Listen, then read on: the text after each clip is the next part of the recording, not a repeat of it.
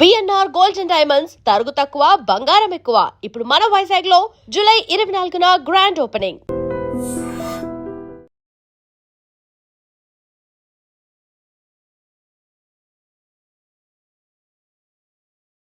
నమస్తే, welcome to I dream. ప్రస్తుతం నాతో పాటు స్టూడియోలో ఉన్నారు లాంగ్వేజ్ ట్రైనర్, మోటివేషనల్ స్పీకర్ విజయ బంగారు గారు. మేడంతో మాట్లాడదాం. మేడం నమస్తే. నమస్తే. విజయ బంగారు గారు, సమాజంలో దారుణాలు విపరీతంగా పెరిగిపోతున్నాయి మేడం. తిరుపతిలో అనుకుంటా ఒక అమ్మమ్మ మనవరాలు, అమ్మమ్మకి తోడుగా ఉంటుంది. 93 లక్షల రూపాయలు విలువ చేసే ఈ నగలు కావచ్చు, డబ్బులు కావచ్చు, ఆమెకి ఏదో బాయ్ ఫ్రెండ్ ఏదో ఉన్నట్టుంది ఆ అమ్మాయికి. ఇద్దరు ఉడాయించేశారు తీసుకుని. ఇప్పుడు పోలీసులు కేసు నమోదు చేశారు. అంత నమ్మకంగా ఉండి అరే మన అమ్మాయి మనవరాలని చెప్పి ఇంట్లో పెట్టుకుంటే ఈ విధంగా ఎలా చేయాలనిపిస్తుంది? వాళ్ళకి మనసు ఎట్లా వస్తుంది? ఏమంటారు మీరు? ఇందులో అంటే ఆమె అమ్మమ్మ ఉండొచ్చు, గ్రాండ్ మదర్.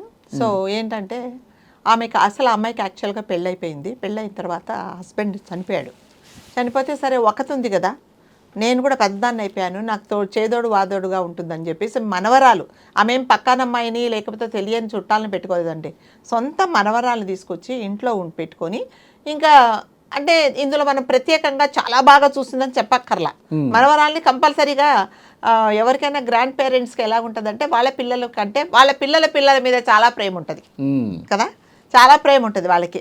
వాళ్ళ కోసం వాళ్ళ దగ్గర వాళ్ళకి వచ్చిన పెన్షన్ డబ్బుల్లో నుంచి ఏదైనా కొనిపెట్టడము, లేకపోతే వాళ్ళ కోసం దాచిపెట్టి మీ అమ్మకి చెప్పకు మీ నాన్నకి చెప్పకని చెప్పేసి దాచిపెట్టి ఇవ్వడం అనేది జనరల్గా జరుగుతుంటుంది కదా. అసలు కంటే వడ్డీ ముద్దు అన్నట్టుగా మనవలు మనవరాళ్ళ మీద ఎవరికైనా అమ్మమ్మకి కానీ బామ్మకి కానీ తాతయ్యకు వీళ్ళందరికీ ప్రేమలు ఎక్కువ ఉంటాయి.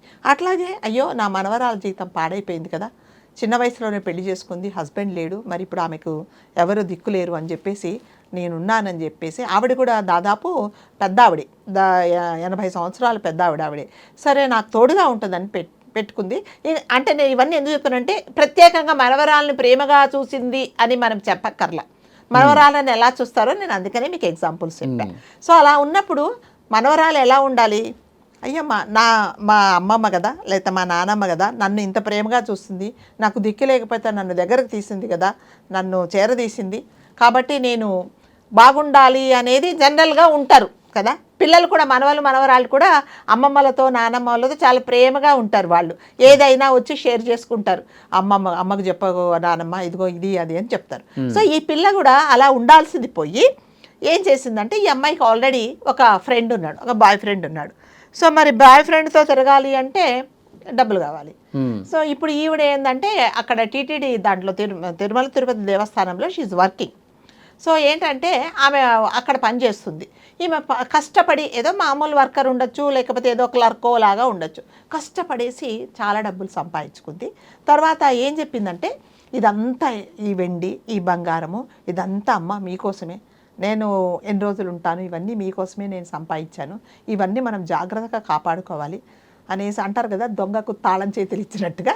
ఇదిగో మన తాళం చేతులు జాగ్రత్త, దొంగలు వస్తారు, ఈ తాళం చేతులు నేను వాషింగ్ మిషన్లో పెడుతున్నానని వాషింగ్ మిషన్లో పెట్టుకోవాలి, నువ్వు వెళ్ళినప్పుడు కూడా జాగ్రత్తగా పెట్టుకో అని చెప్పేసి, తర్వాత ఇదిగో ఇవన్నీ ఇలా ఎక్కడెక్కడ ఏమేమి జాగ్రత్తలు ఉండాలో, ఎక్కడెక్కడ ఏమేమి పెట్టిందో బంగారం తెరిచి చూపించింది, ఇదిగో ఇంత ఉంది మన దగ్గర బంగారం, కాబట్టి నీ జీవితానికి ఏం లోటు లేదు, నేను అన్ని సంపాదించి పెట్టాను అనేసి ఆమెకి ఇచ్చే ఆలోచనతోనే ఉంది. అంతే. ఏం చేస్తుందండి, ఎవరైనా ఎవరికి ఇస్తారండి వలి గారు, ఎవరు ఏమి తీసుకెళ్లారు చివరి రోజుల్లో ఎవరికి ఇస్తారు? ఇప్పుడు ఆమెకి ఇవ్వడానికే చూపించింది.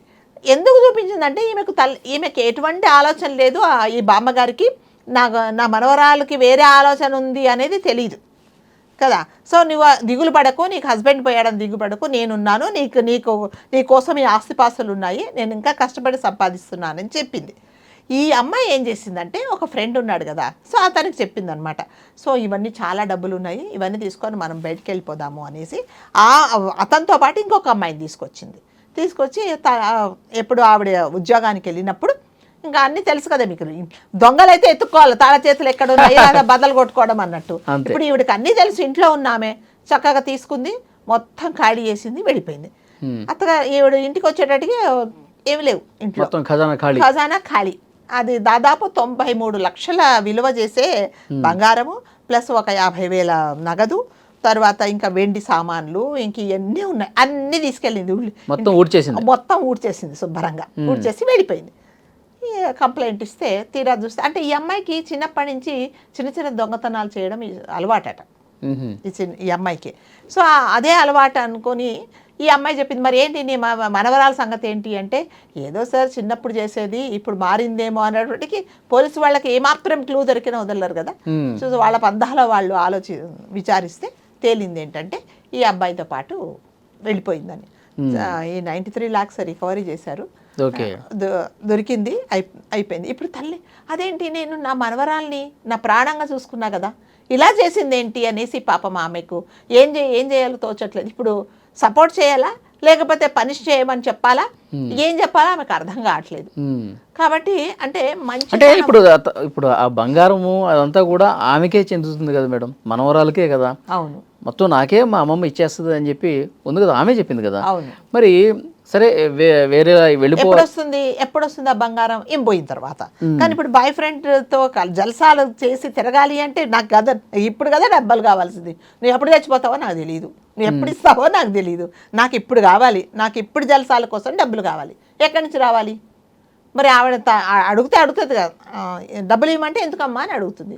కాబట్టి దీనికంతా పథకం ఏంటి, అసలు ఈ ఇంట్లో నుంచే మనం అన్ని తీసుకొని వెళ్ళిపోతే సరిపోయిందని ఆలోచించింది.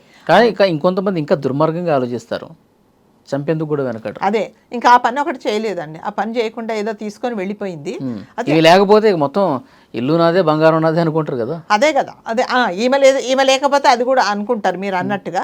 అంటే అంత ఆలోచించి అంత విచక్షణ జ్ఞానం ఉంటే ఈ అమ్మాయి అసలు చేయదు. అయ్యో హస్బెండ్ పోతే నా భర్త పోతే నన్ను చేరదీసింది కదా, ఇవన్నీ చూపించింది, రేపు పొద్దున పోయింది అనుకోండి నాకే కదా అనేది ఇంగింత జ్ఞానం ఉంటే అసలు ఆ పని చేయదు. అంటే ఆమె ఎంత బాధపడినా ఈమెకు అవసరం లేదు. వాడెవరు ఆ బాయ్ ఫ్రెండ్ ఏం చేస్తాడు, డబ్బులు తీసుకురమనే చెప్తాడు కదా. మరి ఇద్దరు కలిసి సరదాలకు తీర్చుకోవాలంటే ఉండాల్సిందే. వాడు క్రిమినల్ అయి ఉంటాడు అంతే కదా, ఎవరు చెప్పారు కదండి. మామూలుగా అసలు మంచివాడైతే ఒకవేళ ఈ అమ్మాయికి ఆలోచన వస్తే తప్పు నిన్ను చేరదీసింది, నువ్వు అలాంటి పని చేయకు, మనకు తర్వాత నెమ్మదిగా ఆలోచిద్దామని చెప్తాడు. సో వాడు కూడా అలాంటి వాడు కాబట్టి తీసుకురమ్మన్నారు. అంటే మంచితనము అంటారు కదా వాళ్ళ గారు, అతి మంచితనమో తెలియదు, కానీ కొన్నిసార్లు మన లైఫ్లో మంచితనం కూడా మనకి అదొక శాపమేమో అనిపిస్తుంది.